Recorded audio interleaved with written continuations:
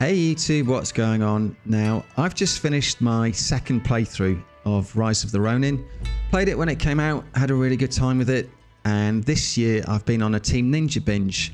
So I loved Neo 3 when that came out. That's probably my game of the year so far.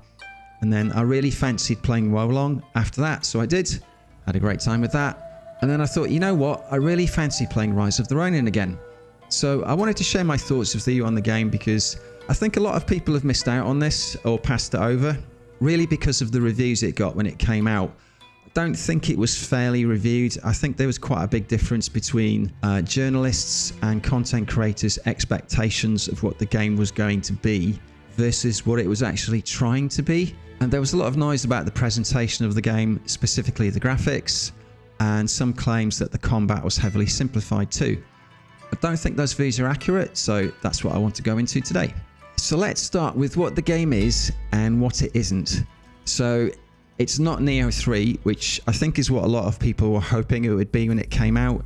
It did get compared to the more recent Assassin's Creed games as well, and I can kind of see that, but really what this reminded me more of anything else was actually Dragon Age Inquisition. There's a speech a character gives towards the end of the game which says, "It is your bonds and friendship that have brought you this far." And that's really what drives your progress through the game. You're not just hacking and slashing your way across Japan. You're making friendships, you're building political alliances, even a little bit of romance. But that unlocks your progress through the game, missions, rewards, and like I say, it is just fundamentally what the game is about.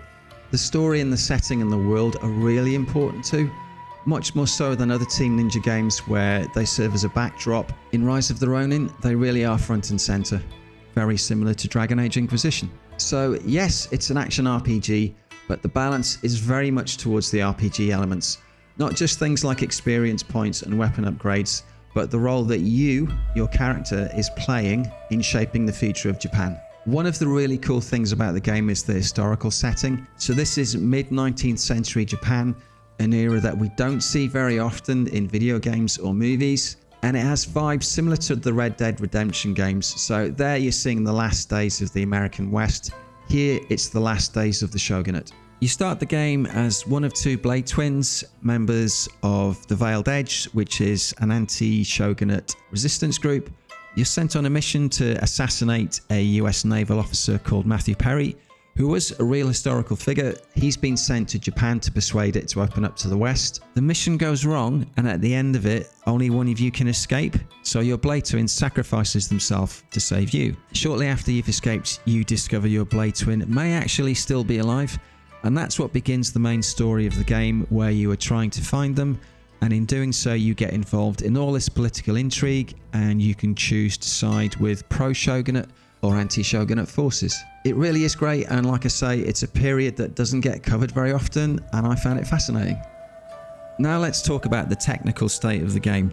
One thing you'd hear quite a lot when it came out is, those are PS3 graphics. Now, I own a PS3, and I can tell you there is not a single open world game on PS3 that looks this good and runs at 60 FPS. There just isn't. There are PS3 games with really good graphics, but they tend to be quite small environments, very linear, very guided experiences.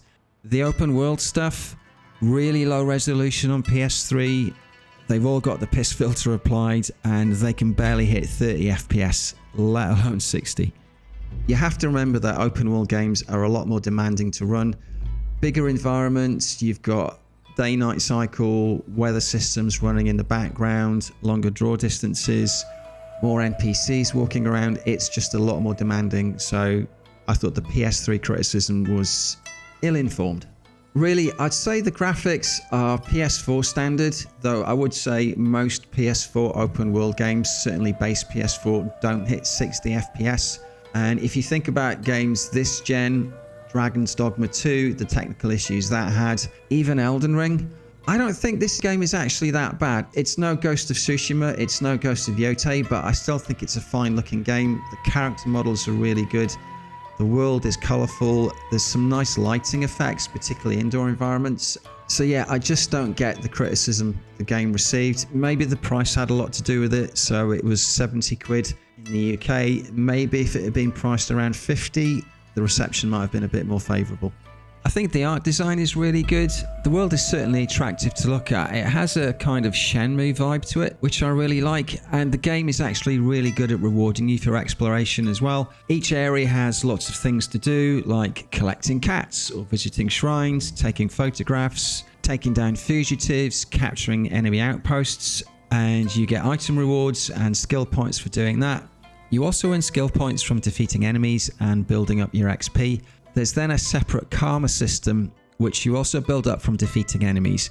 But whereas XP is permanent, karma isn't. If you defeat it, you drop the karma that you have. And much like Souls games, you only get one chance to get it back from the enemy that defeated you.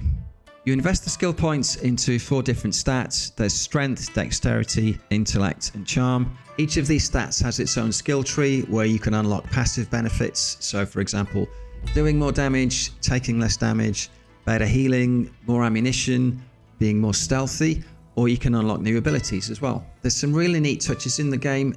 Every time you talk to a character, you can pull up your previous conversation with them, which in a game this size, I found really useful. And there's goofiness as well with the cat concierge business, the pilgrim dogs, and some of the side quests. Now, the final thing I want to talk about is the combat, because again, this did come in for quite a lot of criticism when the game came out.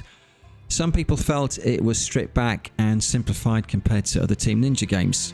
So both you and the enemies in the game have a health bar and a stamina bar, or ki as it's known, and the game places a heavy emphasis on parrying. So you have the square button to attack and then triangle to parry, or counter spark as it's called, and you are looking to parry both regular attacks and enemy special attacks where they flash red. Sometimes they can chain those attacks and you absolutely have to parry the last attack in that chain. This will stagger them, which gives you an opportunity to land burst damage, or if you've fully depleted their ki, which you can do by attacking them as well, then you can land a critical attack. So the criticism was, I've only got one button to attack and I'm just parrying all the time. Now there is actually a lot more to it than that. Each weapon has 3 different combat styles and you can learn new styles as you go through the game. Depending on your enemy's combat style, you'll either be at an advantage, disadvantage, or neutral. They can swap combat styles as well mid-fight. You have up to 3 martial arts abilities you can use as well with each combat style. There's charged attacks, flash attacks where you swap weapon for a follow-up attack. Key management is really important as well, and there's a key regain mechanic. So there is actually a lot going on. And parrying takes practice too, because the timing varies with your enemy's weapons and combat style. So really what I'm saying is there is a lot of depth to the combat if you choose to engage with it. And I think that's true of the Neo games and the Souls games. They can be as simple or as complex as you want them to be. Alright, those are my thoughts. Hope you enjoyed the video and maybe you'll check out the game. Cheers.